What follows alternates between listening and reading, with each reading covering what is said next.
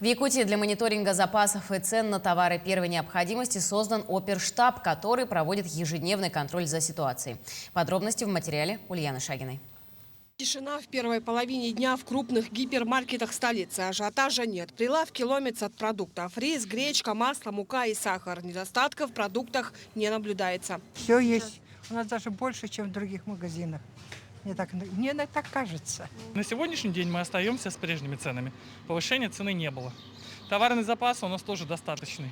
Товары у нас как на объектах, так и на складах достаточно. Крупные продовольственные сети сдерживают цены, насколько это возможно. Но дистрибьюторы просят понять и простить, так что повышение все равно не избежать. Скорее всего, уже со следующей недели. Конечно, каждый реагирует по-новому на новые условия. Кто-то меняет условия договора, кто-то меняет, повышает цены. Но все это достаточно минимально, да? То есть от 10 до 15% на сегодня. Со всеми с ними проводятся разные диалоги. Мы хотим оставить цены текущие, поэтому с каждым поставщиком работаем индивидуально. Ажиотажа нет и в улусах региона. Крупнейший поставщик овощей и фруктов, а также социально значимых продуктов, имеющий 18 филиалов в республике Якутопторг, расширил свой распределительный центр и готовится принять 3000 тонн продуктов. Мука, гречка, рис, растительное масло. А также мы будем завозить сахар, тушеную говядину. Все поставщики у нас находятся в регионах Сибирского федерального округа.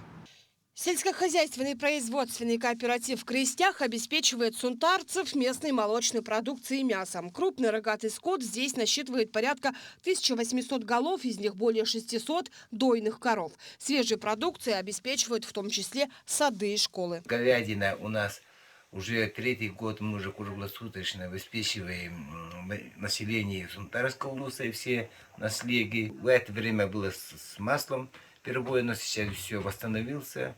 Сейчас отелы полностью на полном объеме идут, поэтому сейчас молочная продукция тоже в полном объеме мы обеспечим Сунтарский улус. Правильность применения торговых надбавок контролируют в Госкомцене республики. Цены на продовольствие не подлежат государственному регулированию. Вместе с тем проверки проводятся, но только если есть жалобы от населения. Мониторинг мы ведем сейчас уже в усиленном режиме. У нас есть в каждом районном центре, в каждом городе так называемые тарифные агенты. Они прямо ходят ногами по всем магазинам и фиксируют эти цены. Потом мы, значит, их сводим, анализируем и выводим средние цены и делаем вывод, произошло повышение или нет. Вот сегодня, например, тоже день мониторинга. Люди тоже пошли по магазинам.